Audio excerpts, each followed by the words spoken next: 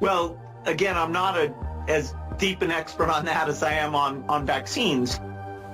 Now we need to go and look in families to find those people who may be sick and remove them and isolate them.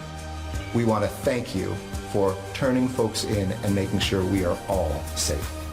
For the world at large, normalcy only returns when we've largely vaccinated the entire global population.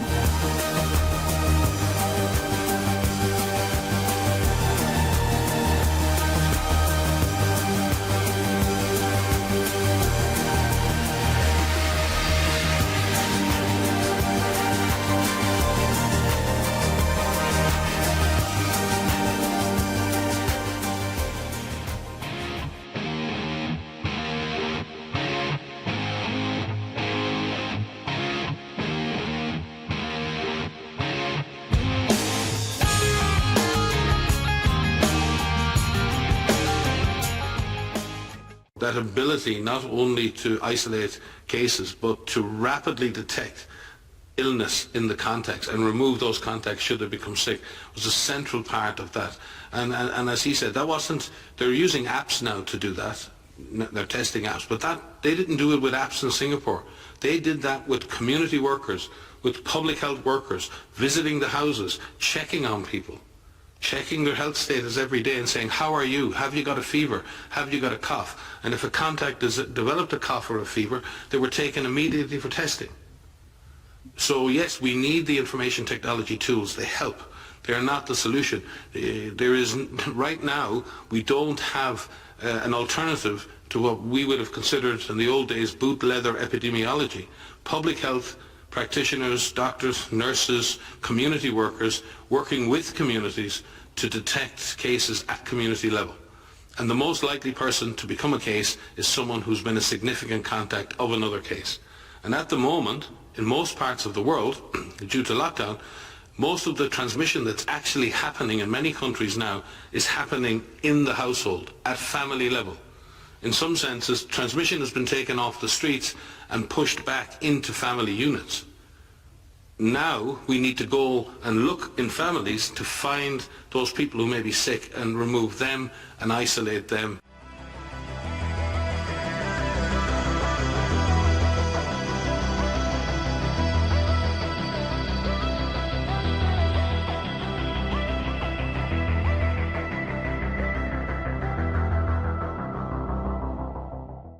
Motivated by vocal outcries from politicians and military officials, FDR signed Executive Order 9066, empowering the U.S. Army to designate areas from which any or all persons may be excluded. He later formed the War Relocation Authority to establish 10 permanent camps, housing nearly 120,000 Japanese Americans, mostly from the western United States. 2/3 of those interned were native-born American citizens. With only 6 days to dispose of their possessions, residents were forced to sell their belongings and even their homes for small sums of money.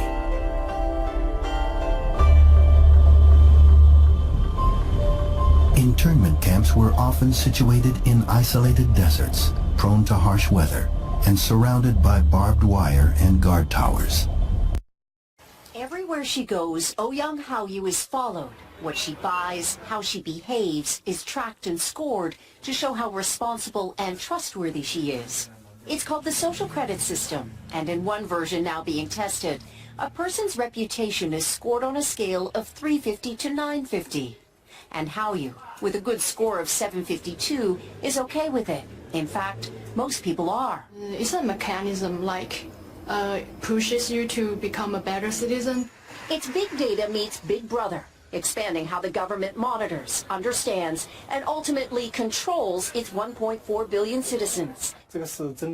Thanks to advances in artificial intelligence and facial recognition, and a web of more than 200 million surveillance cameras. Are people bothered by privacy concerns? We think the lot of camera keep the safety is really good. We can accept it. Companies are experimenting with the algorithms to help the government create the new national social credit system. The government also has pilot projects. In one, citizens are required to do hours of unpaid work to get benefits. And scores are docked for things like littering, a messy yard, gossip, even jaywalking.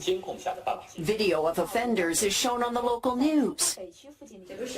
And information collectors like 𝗦𝗵𝗿𝗶𝗹 are paid to report on their neighbors. Her quota, 10 entries a month. Like the man who carried a drunk person home. A good deed, she says. Good social credit gets rewarded with perks like cheap loans and travel deals. But a bad score means public shame and worse.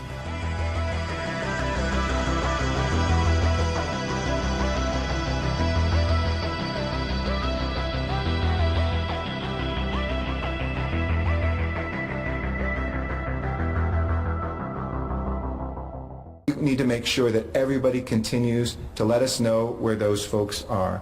If you've observed recurring violations of the Safer at Home order, please continue to let us know at coronavirus.lacity.org/business violation. You know the old expression about snitches? Well, in this case, snitches get rewards. We want to thank you for turning folks in and making sure we are all safe.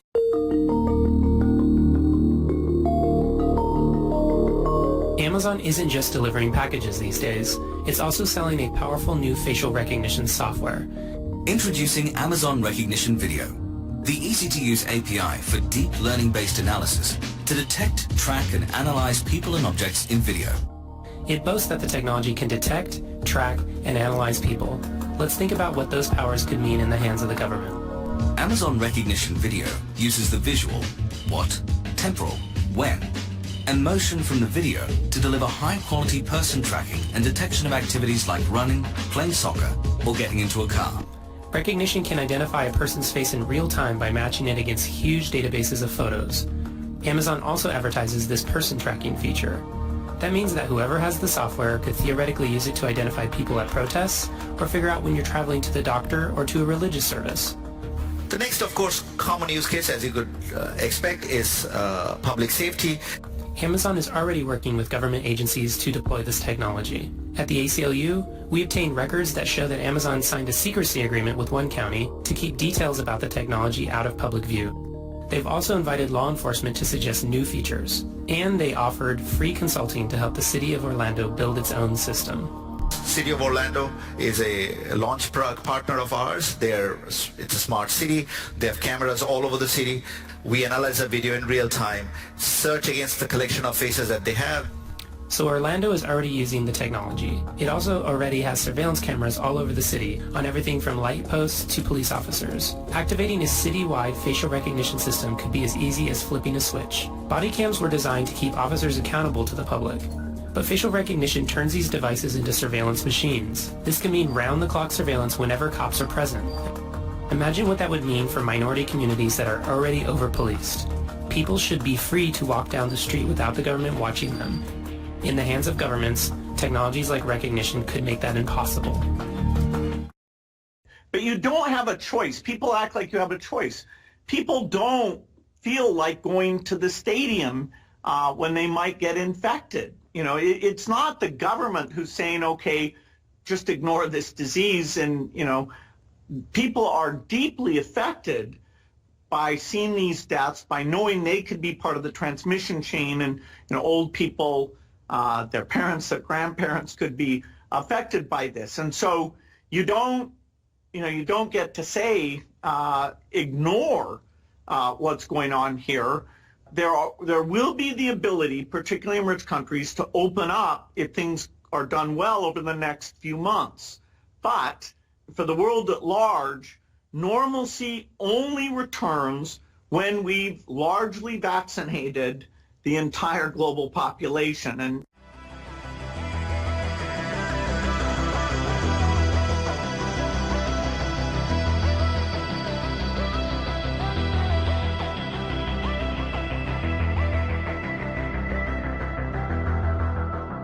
an apparent New World Order numbering of the world's population is in the works, which will affect and impact every human being on the planet from the first day of birth forward. This is a schematic of the game plan. It's called ID 2020 Alliance and is the most comprehensive surveillance database probably to date.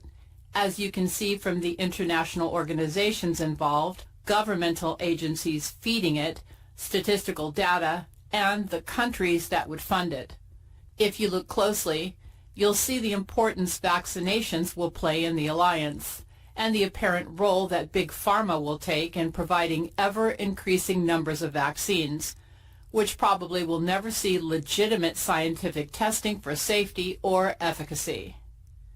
The other point that should strike you when viewing the schematic is the apparent close relationship between Gavi, and the United Nations UNICEF. The ID 2020 Alliance describes how and when it was launched. Gavi was officially launched at the World Economic Forum in 2000, at a time when multiple organizations were pursuing siloed approaches to immunization, leading to inefficiencies and ineffectiveness in the market for vaccines. The organization's founding partners, including UNICEF, the World Bank, the Bill and Melinda Gates Foundation, developing and donor governments, and others, recognized that uncoordinated programs and unpredictable financing were hindering vaccination efforts and hypothesized that streamlining funding was a critical driver of a coordinated approach. As such, the Alliance not only coordinates action on the ground, but achieves scale and impact by operating as a multi-stakeholder partnership around a single funding entity. The Alliance raises a single fund to support global immunization efforts, then channels that funding into vaccination programs meeting criteria determined by Alliance partners. The result has been coordinated programs, efficient use of funding, and a large pooled market for vaccines that has driven down the cost of vaccinations for more than 800 million children worldwide. That description brings to mind Bill Gates' infamous statement made during his February 2010 TED Talk, when he gave his famous equation for global population control, which definitely included the use of vaccines. He stated, "The world today has 6.8 billion people. That's headed up to about 9 billion.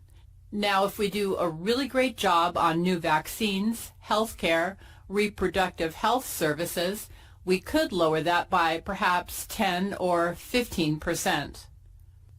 Folks, if you haven't realized it yet, that digitalization and technological pushes can and probably will make life unbearable. Acceptance of all that technology that everyone thinks is so fantastic has now become the albatross around everyone's neck. You no longer will be your own person. You'll be owned by technology. So, what happens if you don't want to comply with all the toxic vaccinations? Well, remember that in 2016, the CDC exercised a hugely anti-constitutional mandate that everyone be quarantined or jailed without legal representation for not taking vaccines, and even fined up to $500,000. Hello, this is Nicholson 1968. Thank you for watching this video. I wanted to make it to connect a lot of dots for you of the bigger picture, the 40,000 foot view from above. The next clip I'm going to be playing a clip from TED Talks, Dakota Gruner. She is the executive director of ID 2020. And listen how they try to sell this. As you listen to it, you will notice that it is trying to be sold as we want to get programs out to everybody on the face of the earth. We want to give everybody a bank account, digital ID, global citizen. Notice that that is a very prominent word you're going to start hearing a lot. Global citizenship of everything, not just narrowed down to one nation, one government. It's all global, moving that way, and making sure that they track every movement with an ID 2020, everything, every transaction, moving, selling it to you as a good thing. Just like years ago, GMO food was sold as a great thing. GMO food was sold to us that it would modify it so that it would have preservatives, would last longer, move it over long distances without it going bad, and we could do and eliminate hunger. Guess what? We still have hunger abound all over the world. Kids starving. Only thing that GMO food has done is cause cancer in humanity. So I'm going to play this clip for you, then I'm going to come back and I'm going to connect some more dots for you. I flew here from New York City. And to get here, I calculate that I had to show some form of identification 25 times. To board an airplane, to enter Morocco, to check into my hotel, and so on. Fortunately for me, when I was born in California, about 30 years ago, my parents registered my birth in the vital record system of Alameda County. And as a result, I have a birth certificate, a passport, a driver's license, a bank account, credit cards, and a health insurance card. And each one of those documents was useful in some way to get me into this room today. Each one of these documents demonstrates that I am who I say I am. You all probably have a similar portfolio of documents. But imagine that those documents were stolen, lost, destroyed, or disowned by the issuing authority. Or imagine that the issuing authority, a country, a state, a government agency, itself disappeared. And what if you'd never had a birth certificate, a passport, a national ID card, a driver's license? Nothing to prove that you are you. What would you do? For more than 1 billion people, this is their situation every day. Let me repeat that. 1 billion of our fellow global citizens are unable to prove their identity because they lack any recognized ID. That's 1/7 of the world's population. That means that 1 in 7 people have no way of proving who they are outside of their local communities. In effect, they are invisible. Now, the ability to prove who you are with certainty and in a manner that's recognized and trusted by institutions and by governments is a fundamental prerequisite to accessing even the most basic services. If you can't prove who you are, you have limited access to healthcare, to education, to other social programs. Your ability to move across borders, to vote, to enroll in school, to access a bank account is limited or non-existent. What's more, women and children are at a greater risk of being victims of human trafficking. So whatever is your most urgent concern, refugees, economic inequality, human trafficking, financial inclusion, universal health care, global education, I could go on. Whatever it is, you care about identity. Indeed, the UN estimates that 10 of the 17 Sustainable Development Goals cannot be met without first closing the identity gap. Even more fundamentally, identity is a human right. Article 6 of the Universal Declaration of Human Rights reads, "Everyone has the right to recognition everywhere as a person before the law." Let me stress that. Everyone, everywhere. Here's the rub. With opportunity comes danger. Digital identity systems have to be thoughtfully designed and carefully implemented. If not, they can be more dangerous than no identity at all. And there are 2 distinct and equally important risks that I want to flag today. First, there's the risk of misuse. There's also the risk of misuse. At the most basic, there's the risk of exclusion as these systems become more and more embedded in our daily lives. If somebody doesn't have a way of proving who they are, as more and more services require that proof of identity, there's a greater and greater risk that they're cut off from the services that they need. Leaving people behind, that's an instance of misuse. And we already have examples of just how dangerous this can be. For example, the Aadhaar program is now estimated to cover 88% of India's 1.3 billion citizens. As Aadhaar was rolled out, there were reports of people starving because they were unable to get the food subsidies they had previously claimed. What happened? Proof of identity was made a requirement for this food program. So people who didn't register or couldn't register for the ID system were suddenly unable to claim their food benefits. And they starved. That's a tragedy. It's a tragedy of misuse. So here we go. Said it right there, plain as day. If you don't get on board with this, of what's coming, you will be left behind. Whether it be food, money, whatever it may be, you will be left behind if you do not participate in this new digital era, digital ID 2020, and other things that are coming that are in the works. You're going to be left behind. Perfect example, this was announced April 6th by a company, NetSense, that you need to know about. NetSense is a disruptive cryptocurrency payment technology company. They specialize in digital currency. NetSense jumped into action as soon as it learned of the plans that the United States Congress made to legislate for the U.S. Federal Reserve digital currency as part of two different versions of the COVID-19 stimulus bill. Ultimately, this aspect of the legislation wasn't included in the final version, but the board and the advisors of NetSense have agreed that this digital dollar will be included in subsequent legislation. So it's coming. Then that's how they roll. That's how they do things. They roll stuff out, they put it in the stimulus package, they sit back, see how they respond, and then if it's not going to go through, they pull it back, and then they roll it out later for another time. That's exactly what Google is about. That's exactly what social media is about, is looking at the algorithms of how we react to certain things before they roll things out and see how far they can go.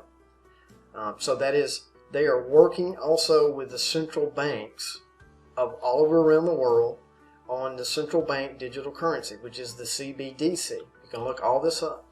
And that is the whole purpose of understanding how central banks work. They're not part of any government of any of the countries that are in. In our country, in the United States, it is called the Federal Reserve Bank. It is no more federal than Federal Express. It is made up of bankers all across the world. Nobody knows exactly who all they are. We know that Rothschild's involved. We know Rockefellers are involved. They've never been audited. We've tried. They've all gotten shot down. Tried it when Greenspan was in. Tried it with Bernanke when he was in. There has never been audited since it's been put into place, and for good reason. So the central banks are working on digital currency because they're going to do away with all of the currencies all over the world and have one form of currency, one form of money. And then you have this other, which I just showed you the clip of, ID 2020, digital vaccines, digital tracking. It's all being put into place. And I've said it before, it's like making a peanut butter sandwich. Why do a lot of people don't believe in conspiracies? Because it's called, compartmentalized. Some people are working on the peanut butter, some people are working on the jelly, and some people are working on the bread, but they're not connecting the dots. Only the people at the top looking down connect the dots of what they're building. They're building a peanut butter jelly sandwich. They're building a new world order. One world for money, one world for government, and one world for religion. Look at what happened to the Pope. He just removed his name. He is no longer known as the Vicar of Christ. He is not using that title anymore. In order to bring in the new, you have to get rid of the old to the new. So you have things changing right before our eyes. The monetary systems all over the world are collapsing on purpose to bring in eventually new ways of doing money, commerce, those kinds of things. So be paying attention, connect all the dots. And so when I say connect the dots, I'm telling you, you better use your spiritual eyes, your spiritual discernment. If you don't believe in that, you're going to never see the bigger picture. Spiritual discernment is going to help you through these times. Regardless of how you feel about it, the enemy of this world and of this realm, that's what they believe. Every step they're taking is anti-Christ. It is against the Creator and His Son and what He did. Whether you believe that or not, look around, things that I'm showing. And I'm going to leave you with a clip, because when we get through to the next agenda, when we get through to the digital money, the digital vaccine, the next is transhumanism. They are pushing, there's transgender, which is a confusion in the temple of God. You better figure out what the enemy is really after. The attack on the temple of God. Everything that I am showing over the years, it is attacking humanity. The food, the water, chemtrails in the sky, frequencies, tones, 5G, Morgellons, everything is an attack. Vaccines, depopulation. Do you understand what I'm saying? Is the next step is completely eliminating any sign of creation of humanity. What we're battling is not human. Principalities on high. Ephesians 6:12. Our battle is not against flesh and blood. I'm going to leave you with this clip of propaganda that's pushing that agenda, and I'm going to leave it at that. It is the ultimate one game. I just want you to know. I love you, Mummy and Daddy. I know you do, sweetheart. And I'm going to ask you to take the filter off. Will you do that for me?